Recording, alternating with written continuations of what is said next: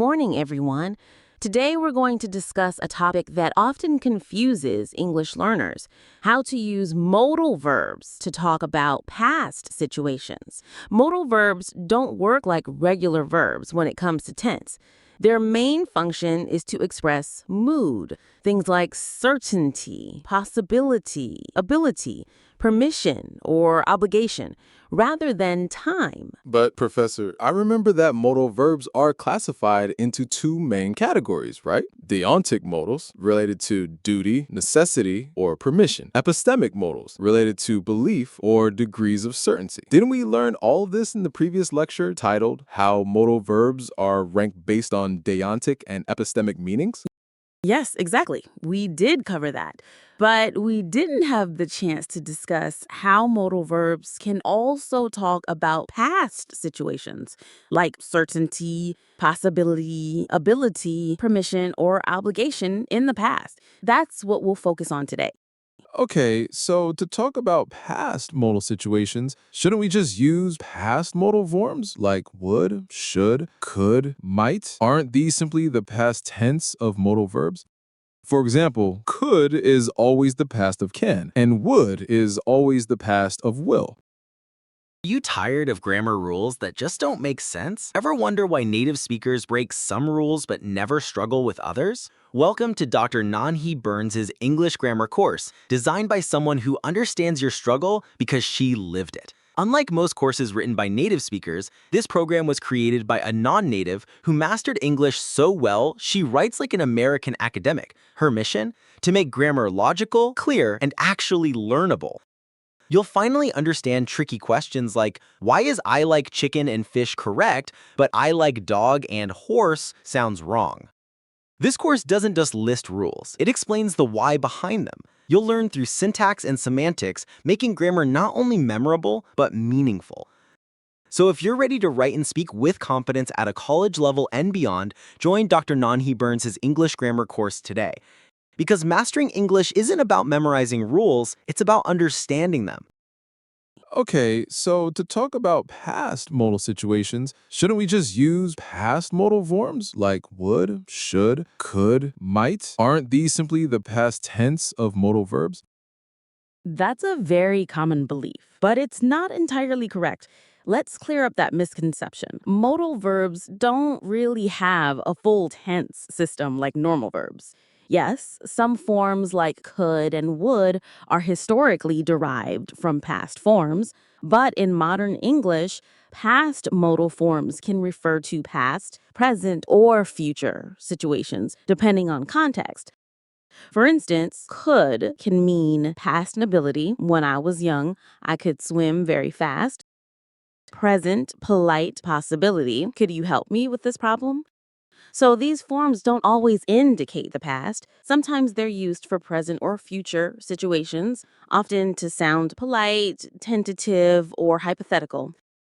This inconsistency is why learners find them confusing. Ah, I see. So before we dive into past situations, could you explain how these so-called past modals are also used for present and future meanings? Good idea. Let's start there before moving on to past contexts. Now, let's make this a little more interesting with a story. Yesterday, I went to a coffee shop with a friend. The coffee was amazing. I took a sip and said, "Wow, this latte is incredible." My friend smiled and said, "I couldn't agree more." What do you think about that phrase? Was my friend talking about the past? Probably not. The coffee is amazing right now. Exactly. The coffee was amazing in the present moment. The meaning is, I completely agree right now. The past looking form could adds a sense of hypothetical and possibility. Even if I tried, I couldn't agree more than I already do. In that way, emphasizing the agreement.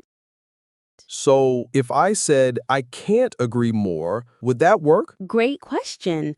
Grammatically, yes, but it sounds strange. Why? Because I can't agree more often suggests I cannot agree with you any further, which could sound like disagreement. So the idiomatic phrase is I couldn't agree more. Why the past modal forms have the ability to show polite, tentative, or hypothetical situation? Great question.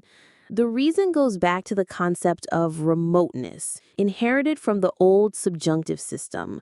Past forms originally signaled something distant, either distant in time or distant from reality, meaning hypothetical or uncertain. When a statement is made less immediate and more hypothetical, it automatically feels softer and less forceful. And when a statement feels softer, English speakers interpret it as polite. That's why could you pass the salt is gentler than can you pass the salt. And I would love a coffee sounds softer than I want a coffee. Oh, so that's why English uses these forms in polite requests and idioms. Exactly. And this isn't the only example. Look at these idioms where the verb looks like the past but refers to now. I couldn't care less means I don't care at all right now. I wouldn't miss it for the world means I definitely plan to attend. I wouldn't dream of doing that means I would never do that. I see the pattern. These forms make the statement less direct, more polite, or hypothetical. Exactly. And there are three main reasons English uses these forms: politeness, hypothetical meaning, and softening the tone. For example, could you pass the salt sounds softer than can you pass the salt. You might want to check your email, a polite suggestion for now. I couldn't agree more expresses hypothetical impossibility. I would imagine is less forceful than I imagine. These forms let speakers communicate respectfully without being blunt. Non-native speakers can sound rude often because of not using the past modal forms when natives expect them. That makes sense. What about in academic writing? I see sometimes I would argue instead of I argue. What's the difference? Great question. In academic writing, I would argue is often used to introduce an argument delicately or to hedge the claim to show consideration of counter-arguments or uncertainty. I argue is more direct and assertive, commonly used when the position is firm and strongly supported by evidence. For example, I argue that climate change is the biggest challenge today, is direct and assertive.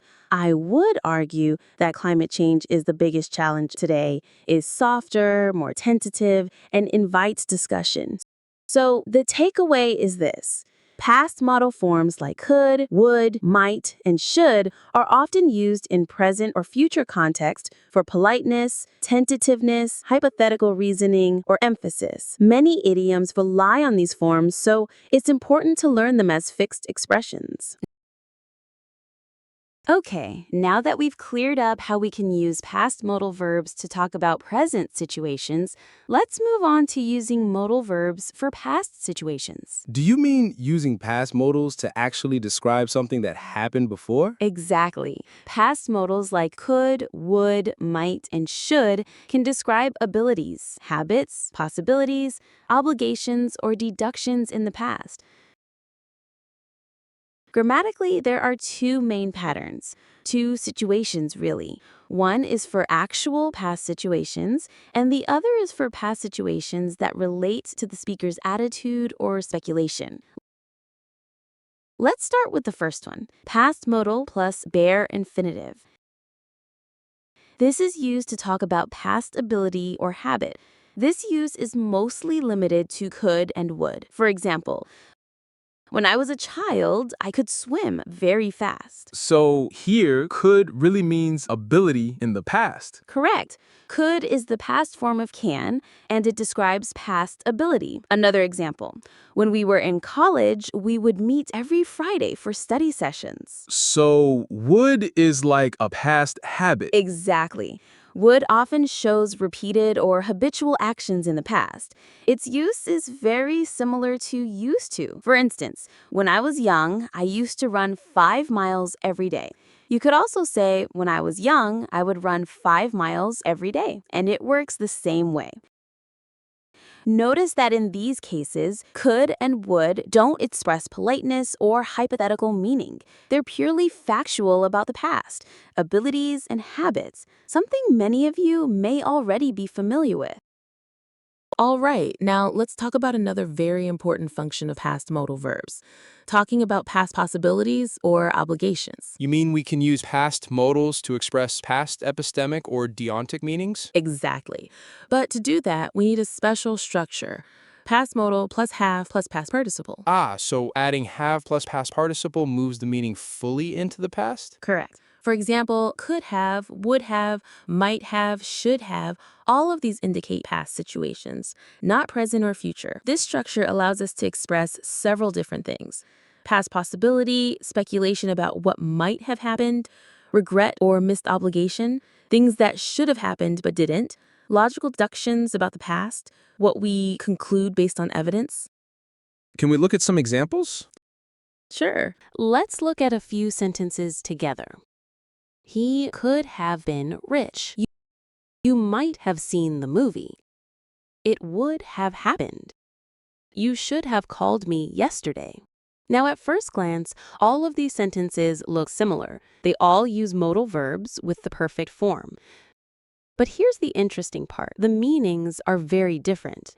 Take the first two. He could have been rich, and you might have seen the movie. What are these telling us? They both deal with epistemic modality. That means they're making a judgment about a past situation. He could have been rich means it was possible that he was rich. We don't know for sure, but it was possible.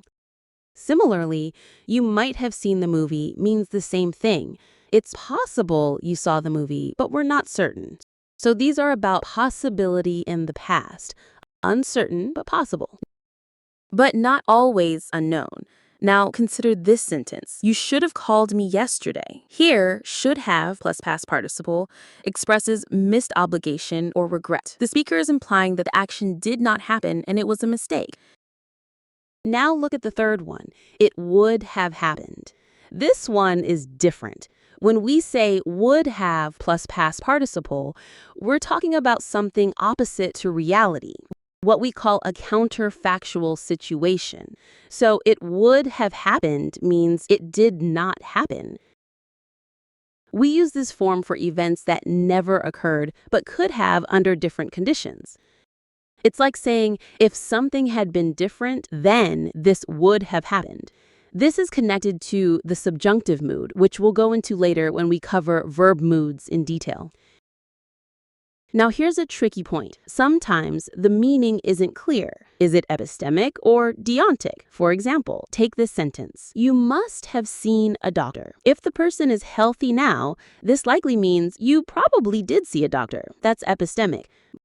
But if the person looks sick, it could mean you didn't see a doctor and that was a mistake, and that's deontic. So, what's the takeaway? These modal verbs with a perfect aspect, could have, might have, would have, should have, don't all mean the same thing. Depending on context, they can express possibility, certainty, obligation, or even hypothetical situations. So we can use all modals the same way with have plus past participle? Not exactly. Some work, some don't. Let me break it down for you. For example, cannot be used as can have plus past participle. That's incorrect. Instead, we use could have plus PP to talk about past possibility. He could have won the race. Possible. He can have won the race. Incorrect. Got it. What about may and might? Both may have and might have work perfectly for past possibility or speculation. She may have missed the train. It's possible she missed it. She might have missed the train. Slightly weaker possibility.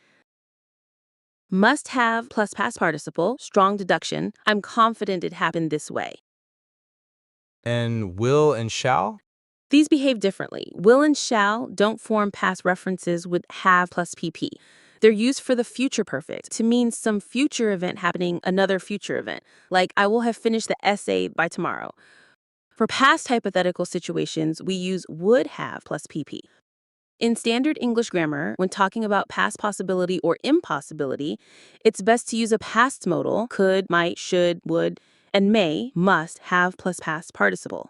While some native speakers sometimes say can have or cannot have, especially in informal speech, it's not considered standard or recommended in most situations. When referring to the past, stick to past modal plus have plus past participle to express past possibility or impossibility.